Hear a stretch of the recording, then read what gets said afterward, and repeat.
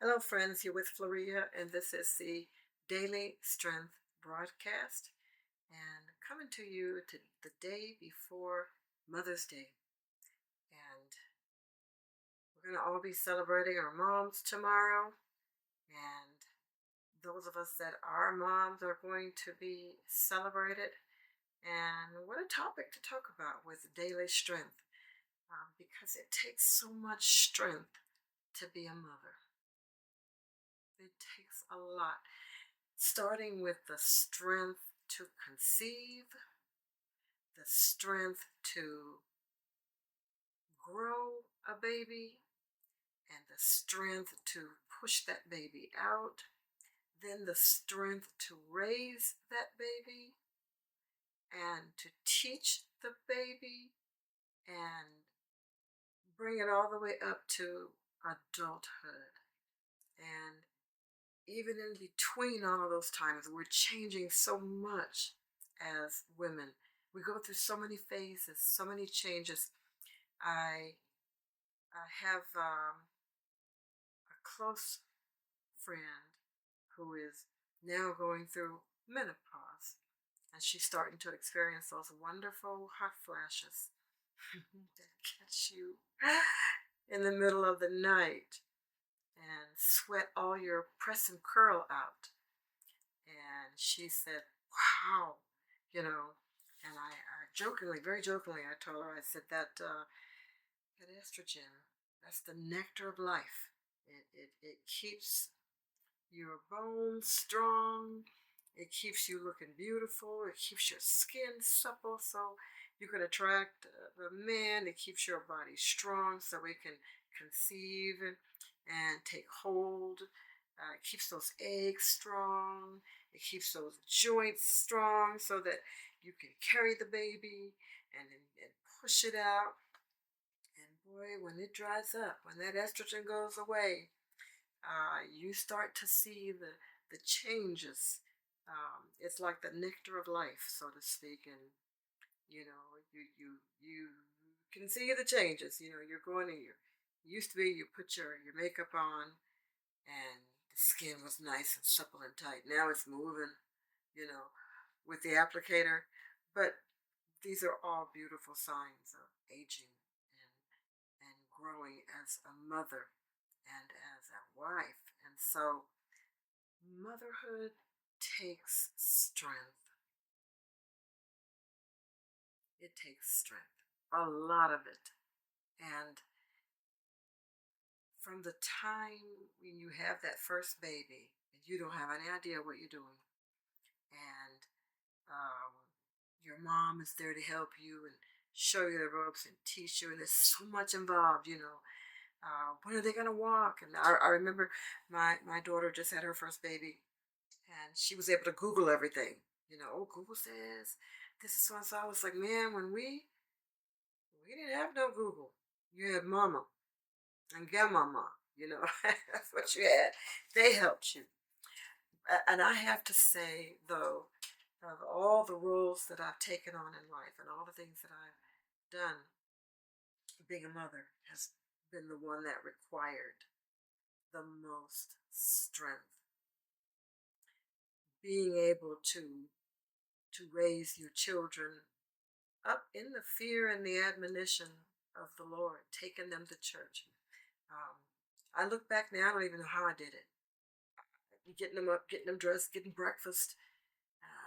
It's just, I don't know how I did it. I guess I was just young then.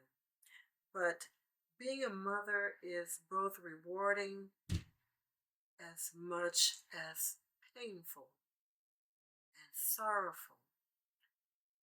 We raise our children up. We want them to go out into the world and be fruitful adults.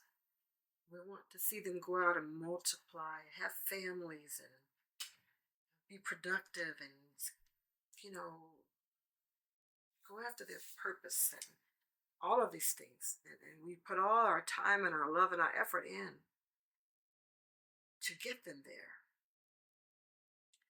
But as things go on, the children grow up and they make their own decisions, probably just like we did.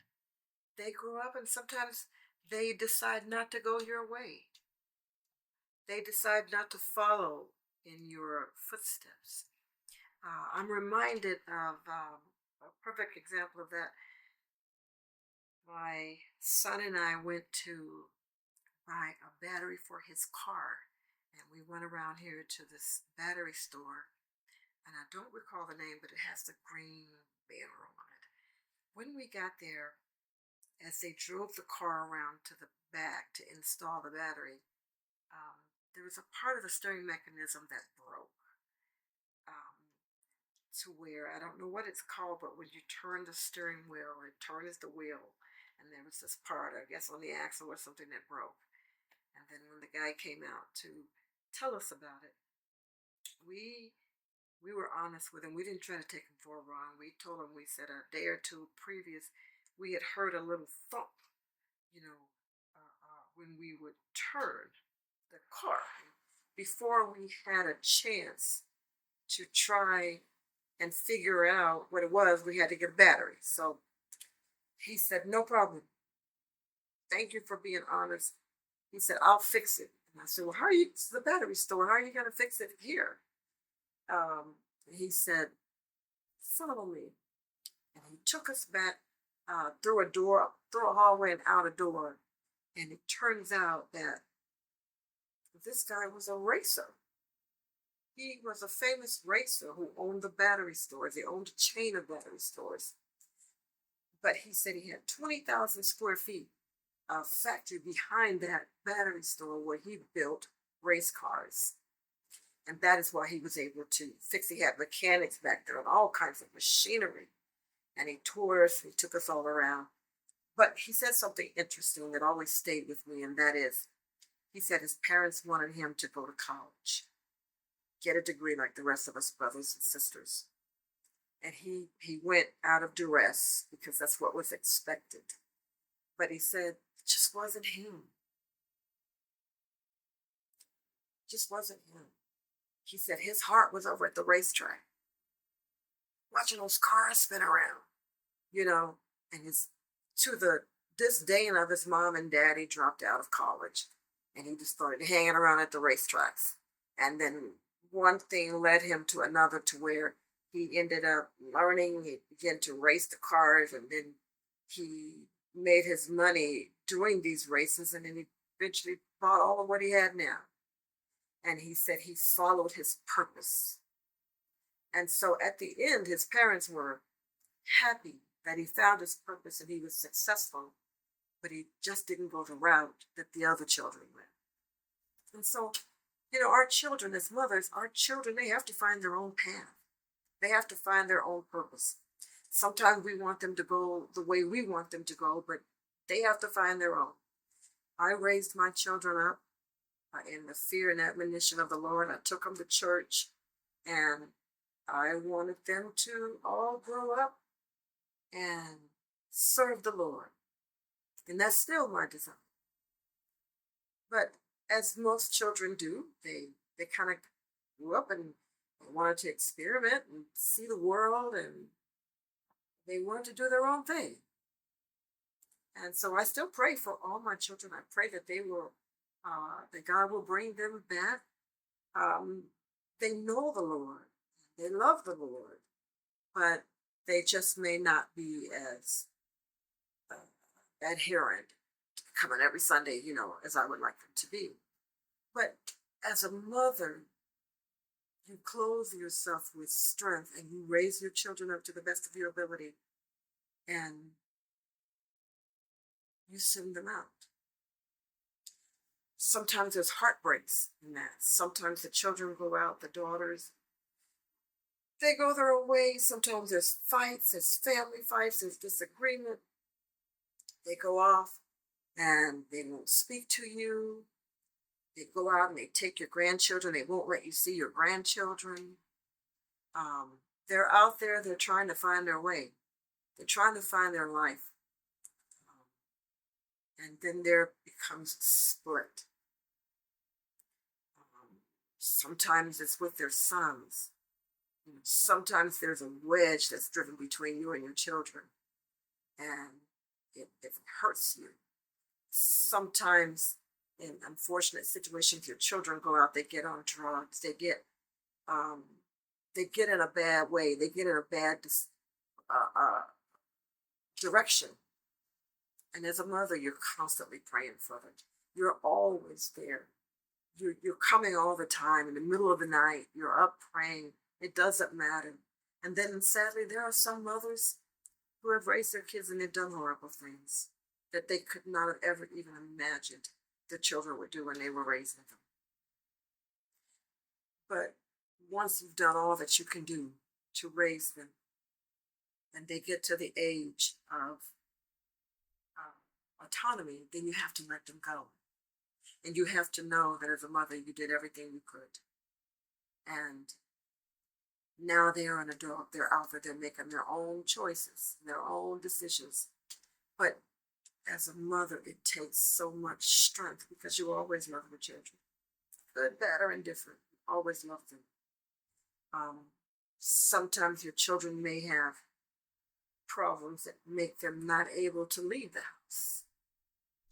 And I know a dear lady, her son has schizophrenia and he has to take his medications and things, and he's not able to go out into the world and live autonomously on his own. But as a mother, she's still there, loving, taking care of him. When I first got saved, there was a lady that I met, and her son had a mental break, and she and her daughter ran into the room and they locked the door and they tried to call for help.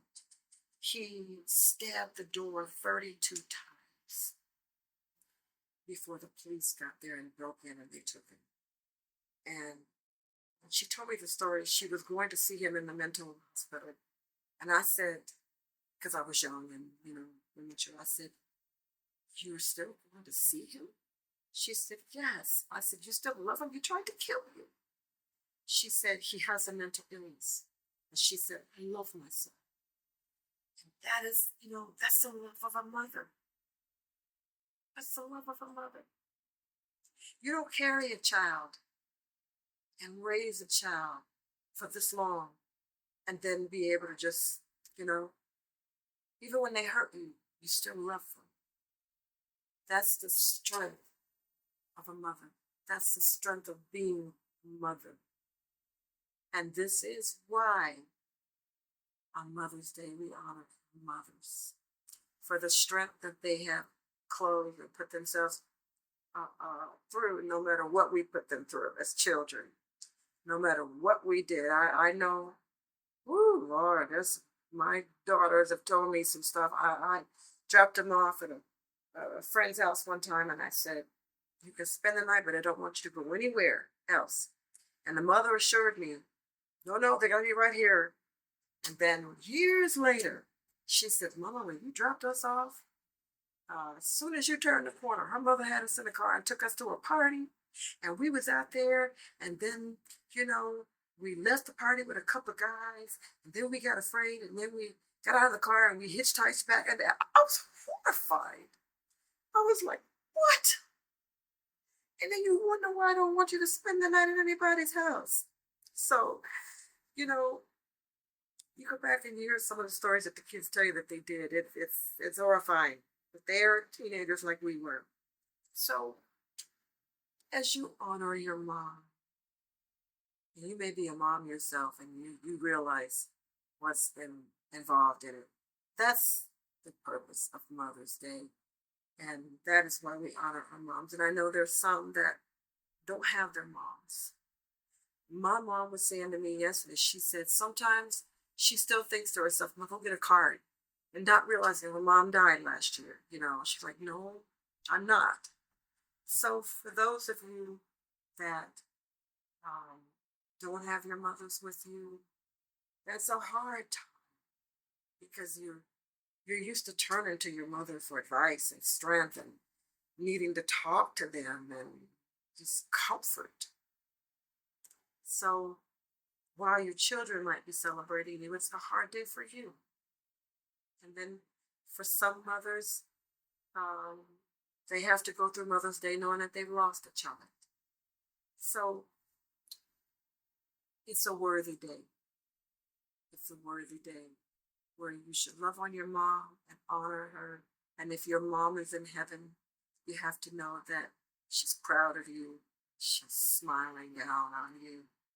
And she still can feel the love you give her because love transcends everything. It transcends it. They can feel it in heaven. I know they can. So as we celebrate tomorrow, Mother's Day, I wanted to wish all of the mothers a very happy Mother's Day and to pray your strength as a mother and as a wife and to celebrate you and acknowledge how much strength it takes to be a mother. Happy Mother's Day.